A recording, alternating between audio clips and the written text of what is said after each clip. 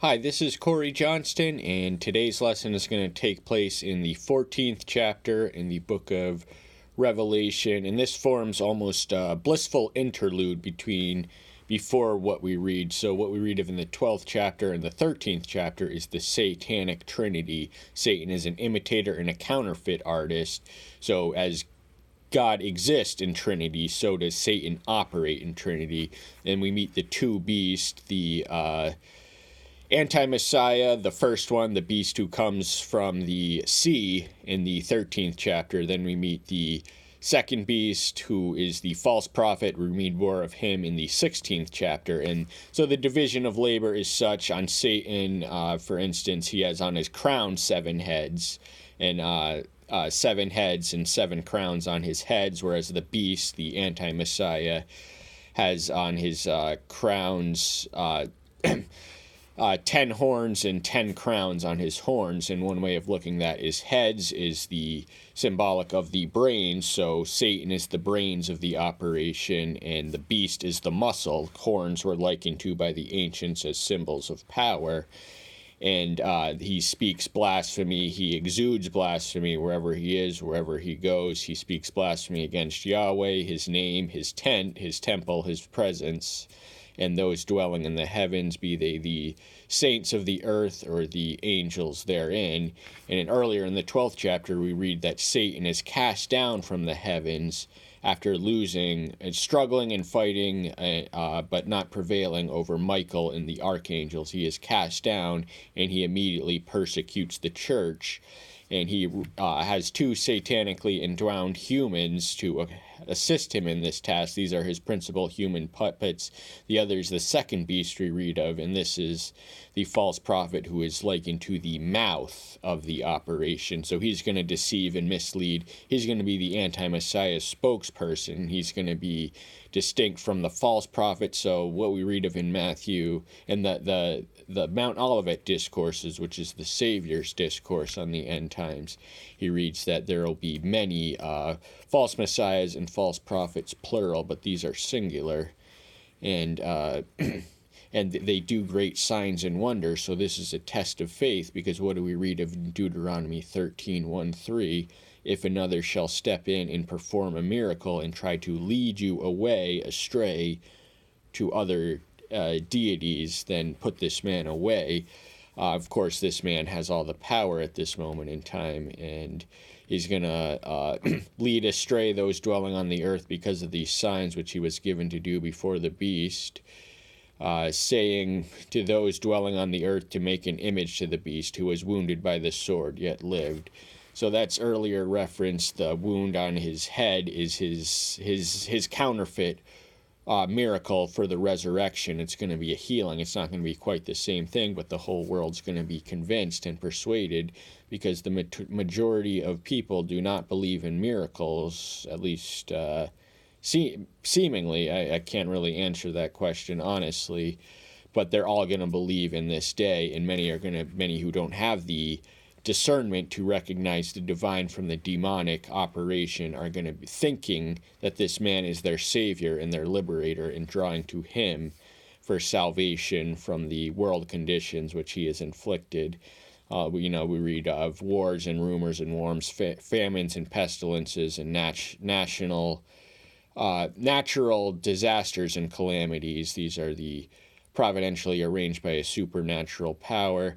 And then he closes with the mysterious number of the 666, and no one quite knows what that means, but we do know that 6 is in the Hebrew numerology, 6 is likened to man, because we were created on the 6th day, and 6 is also imperfect. It's not quite 7, and the whole scenery from the 12th chapter on proceeds from the opening of the 7 seals, and then 7 angels blew 7 horns. So Revelation does unfold according to a mathematical formula.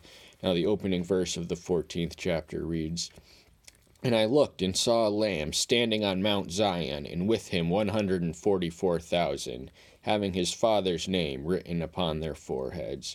So this is John, he's the eye, and he looked. So this is a visionary type of prophecy. It involves visual elements, and who does he see but a lamb, that is the Lamb.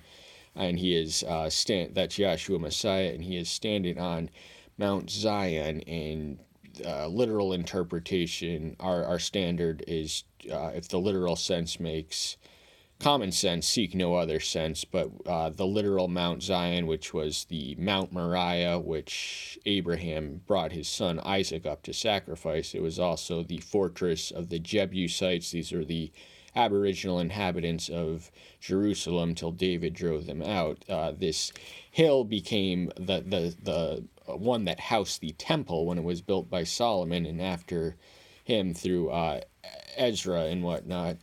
So Zion is a synonym for the house of Elohim and also the temple. So it's synonymous with both Jerusalem and temple, but this is a heavenly Jerusalem, and John speaks of this most extensively in the 21st chapter, the heavenly Zion. But that is where they are, and who is with him but the 144,000, of whom we read of in chapter 7, verses 4 through 8. These are 12,000 people from 12 tribes of Israel, and one way to interpret it, and when I presented that chapter, I believe that I presented it as a literal the saved of Israel's, but the truth is that very few, none of these tribes exist in their perfect tact. So another perfect purity. So another way to look at it is that the 144,000 are the righteous living, the remnant which shall be saved when the tribulation and the persecution comes. We're going to save it, but we think that the 144,000 are the ones who are the first fruits of the resurrection. So they are received up to the greatest degree of splendor, and we'll explain on that more. But they also have the Father's name written upon their foreheads. This is the seal which protects them. Those who are sealed are protected in the tribulation, though many will be called to give their heads for the faith.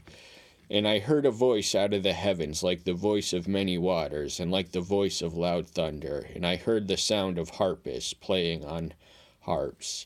So this voice out of the heaven comes from the Lamb, that's the Messiah, and it is a musical thunder and water arranged musically. So it is a divine voice, and it's likened to many waters. It has depth and loud thunder, so it's powerful, it's audio, you can hear it, you can't miss it, and it's all accompanied to the sound of harpists playing harps. So it is musical, it's musical in its presentation.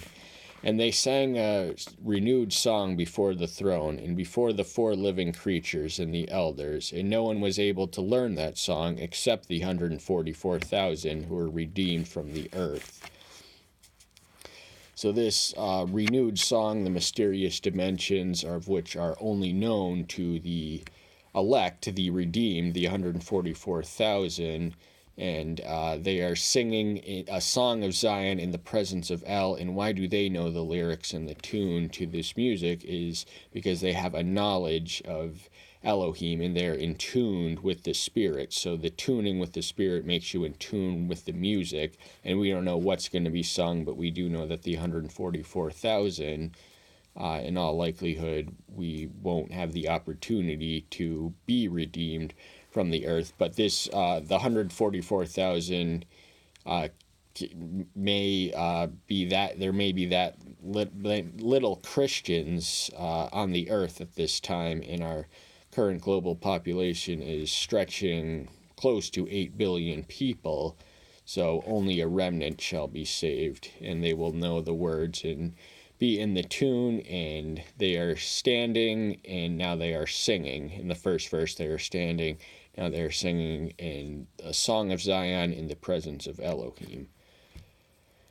They are those who are not defiled with women, for they are maidens, and they are following the Lamb wherever he goes. They were redeemed from among men, being first fruits to Yahweh and to the Lamb.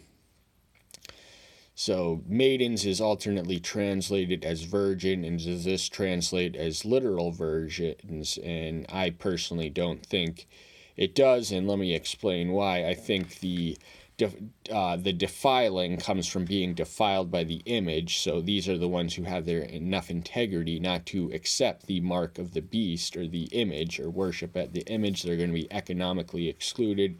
There's going to be suffering and no laws to protect it, because the law is going to be in the hands of the lawless one and his minions. But the woman is not literal women, but it's the pagan Babylonian beast world system. And so females are part of the remnant. It says here, the elect and the saved certainly includes females, and they're not going to be defiled with women, obviously, or literal women, but these aren't going to be literal virgins. Some of them might be, but not every one of them are. And these are the ones who follow the Lamb wherever he goes, so they are authentic and committed and effective disciples. The mark of the disciple is to go where he wants us to go, say what he wants us to say, be what he wants us to be, and do what he wants us to do. So these men are committed to their calling, and because they are redeemed, the first fruits to Yahweh and to the Lamb. Now, we personally interpret the first fruit of the resurrection, because the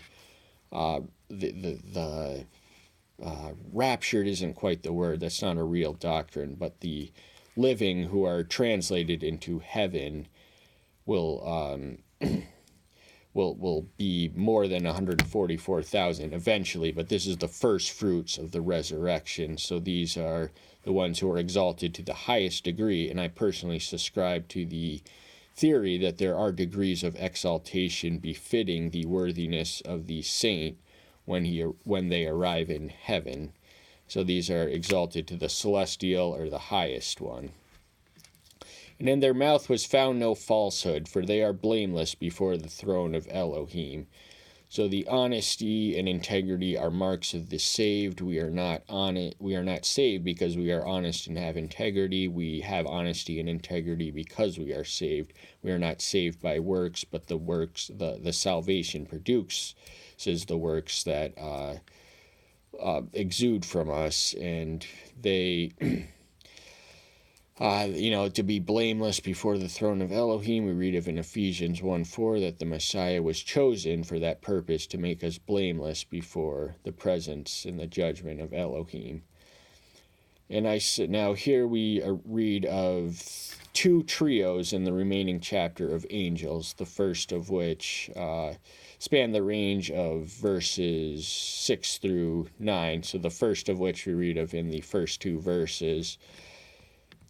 And I saw another angel flying in mid-heavens, holding the everlasting good news to announce to those dwelling on the earth, even to every nation and tribe and tongue and people. So this angel is on a mission, and he is a missionary. He is preaching and proclaiming and shouting the good news across the earth. He is spreading the eternal word and laying its seed. So in this dispensation, we are called to spread the good news. Now, Yahweh could work through an angel, but he prefers having, and angels do intervene for those who are in the business of fulfilling the Great Commission. But there's a totality, every nation and tribe and tongue of people, so this message will be proclaimed from one corner of the next to the other and everywhere in between in this great and final day, thus fulfilling the Messiah's own prediction in the Mount Olivet Discourse. Saying with a loud voice, "Fear Elohim, and give esteem to him, because the hour of his judgment has come, and worship him who made the heavens and the earth, and sea, and fountain, and water." So he speaks with a loud voice. The loudness is exemplary of the virtues and traits we are to embody in our personal witness. We are to be bold and outspoken in proclaiming the good news, and his message is a message of judgment, and it's a message of warning, so it is a window of grace provided for the coming of judgment. and you better, because the one who judges you is him who made the earth and the heavens and the sea and all the water therein. That means it's time to worship him. Stop worshiping the beast and the image, and he's gonna have his statue set up in the image in the temple of Jerusalem, and he will declare himself Elohim. We read of in 2 Thessalonians 2:4. And another angel followed, saying, Babel is fallen, that great city, because she has made all the nations drink of the wine of the wrath of her whoring. So this anticipates what we read of in greater detail in Revelation 18. That describes the fall of Babel. Come out of her, my people. We read of in verse 4. For Babylon is fallen. But this exists as a bookend to... so it does. This is a blissful interlude. Remember, I made plain at the introduction of this discourse. So a lot of unpleasant stuff takes place before. Scary and frightening things take place in the chapters which come before it, and also the chapters which come after us. This is sort of a prelude. But the reason that she invited her own judgment is because all the nations, she was the commercial capital of the one world system, and her relationships produced an intoxicating effect, which led them astray, because when you're intoxicated, that means you have there's something toxic in you that's making you have your pleasure, but pleasure doesn't last, the world pleasure, and there's going to be no hedonism in heaven or hell. We don't have time to get into that. And a third angel followed, saying with a loud voice, If anyone worships the beast and his image, and receives his mark upon his forehead or upon his hand, he shall also drink of the wine of the wrath of Yahweh, which is poured out undiluted into the cup of his wrath, and he shall be tortured with fire and sulfur before the sacred angels and before the Lamb. So this is a message of stern warning, and it's with a loud voice, so he is frank, blunt, outspoken with what he says. The temptation will be to succumb to worship the beast and the image just to get some food and not to be economically isolated. So there's going to be a lot of peer pressure to get with the program, which is the beast. But the saints will know better. We will recognize him for who he is, and we will not be marked on our forehead. That's where he places the mark of his insignia, on his forehead or upon his hand. And some one world government conspiracy theorists kind of get excited over the concept of chips, but we don't have time to get into that. And so this describes the fate and doom of the destroyed, and we also read the wine of the wrath of Yahweh. Wine is symbolic of blood, and it is undiluted. Now, the ancients, wine was a lot stronger. It was some 80% alcohol as the ancients made it, so they would always dilute it with water. But this is going to be unreserved, uncensored, uncompromised. It's going to be the raw, pure wrath, unlimited wrath of an omnipotent being, and he does have the power to torture you with fire and sulfur. Sulfur is the combination of lava and sulfur, and it has this was what was used. It's symbolically significant as a judgment of divinity, because the cities of Sodom and Gomorrah, the ancient epicenters of iniquity, were burned by fire and sulfur produces an acrid fume that really just it does not end well for those who are covered in sulfur. There's no escaping it, and this is going to take place before the sacred angels and before the Lamb. The Lamb stands as judge.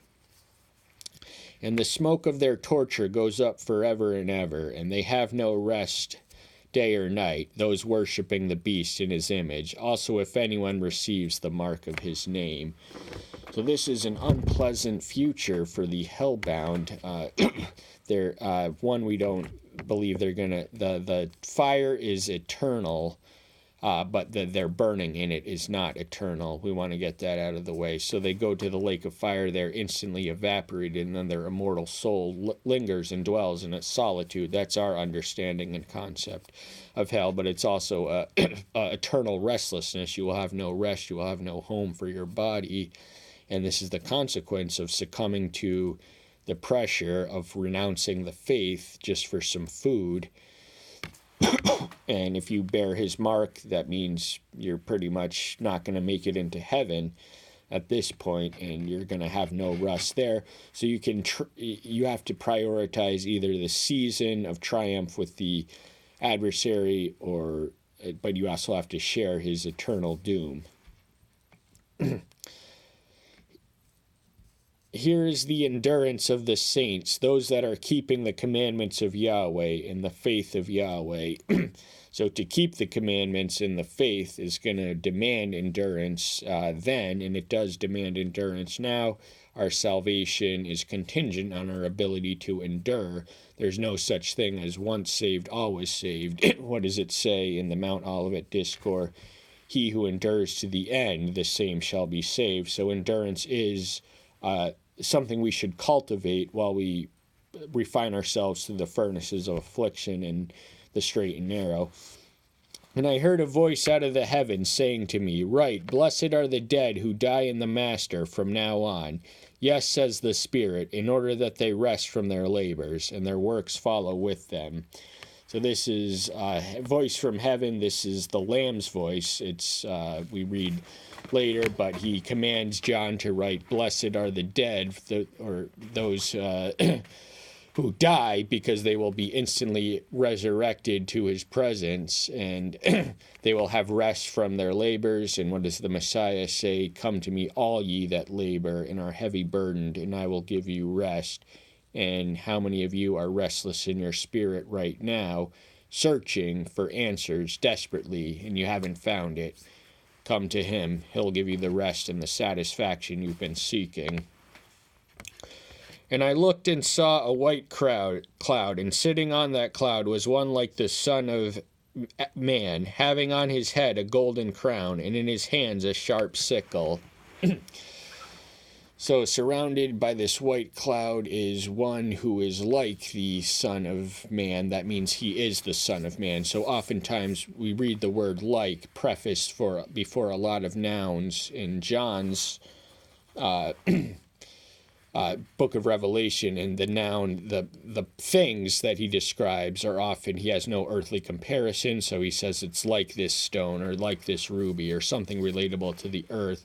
But when he's talking to a person, it usually means it's exactly him. But what's on his crown is not a king's crown, because the Greek original translates as Stephanos, which is the victory wreath that was given to victorious athletes. But that signals that the victory is his, and the sickle is going to come into play with the harvest of the earth, which is an evangelical harvest for souls. Sharp sickle. And another angel came out of that temple, crying with a loud voice to the one sitting on the cloud, Send your sickle and reap, because the hour has come for you to reap, because the harvest of the earth is ripe. So this angel is informing, he's coming out of the temple, and he's shouting at the top of his lungs to the one, that's the lamb and the lion who is sitting on the crowd, and he's telling him that the time is ripe. Take that sickle and dig into the earth and reap. Reap your saints, your souls, and your salvation, because the hour is now. This is when it has to take place. And the one sitting on the cloud thrust in his sickle on the earth, and the earth was reaped. So he did as he was told. I know he's a superior being to all the angels, but when this angel tells him to do it, he does it. So the angel is acting in the will and harmony of the Father, so the Son doesn't resist it. He's not exactly taking orders, but he is obeying the word of the angel, which is the word of his Father sent to him through the angel. And another angel came out from the altar, having authority over the fire, and he cried with a loud cry to him having the sharp sickle, saying, Send your sharp sickle and gather the clusters of the vine of the earth, because her grapes are ripe. So the grapes are the people, and these are the souls of the remnant in the lave. These are people waiting to be saved because they have endured throughout the tribulation, and he's going to bring them right up. So plenty more than 144,000 people will. So there's going to be more saved than 144,000.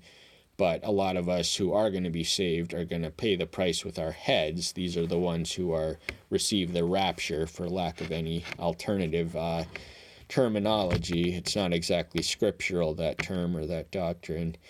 But so once more, this angel has authority over the fire, and he cries the same loud voice to him having the sharp sickle. And he's telling him to, do what you do it to the wine in the wine press. Also reminds us that's going to come into play in verse 19. And the angel thrust his sickle into the earth and gathered the vine of the earth and threw it into the great wine press of the wrath of Yahweh. So this angel was actually the one who put in the sickle, because cried to him. Him is not capitalized, so we know that's not a divine being. It's an angelic being, not quite human, not quite divine, intermediaries between us and them. But the wine press, now Gethsemane was a wine press, and that crushed the grapes to make the wine. And it is since the Old Testament, it is a symbolic of divine judgment, and that came very lividly and vividly and graphically in the Son, who was crushed on the cross, and his blood was shed. And the image of blood is going to proliferate and abound throughout the 20th and final verse.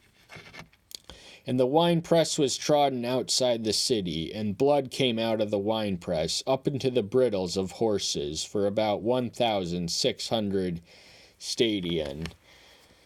So there are rivers of blood poured out from those who did not repent when they had the opportunity to, but died in their sins, and the blood is going to be sufficient. Remember, this is against Jerusalem, or at least in heaven, and it's going to be the length. That measurement corresponds to the length of the Roman province of Palestine, or our modern country of Israel. So there is going to be a bloodbath of the wicked and the unrepentant.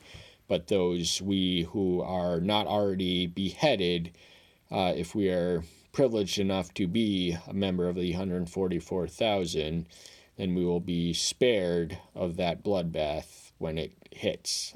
Those who lose our heads will already be gone, but that's all the time we have for today. Thank you so much. I'm so glad to see you. Take care until next time. I'll see you then. Bye-bye.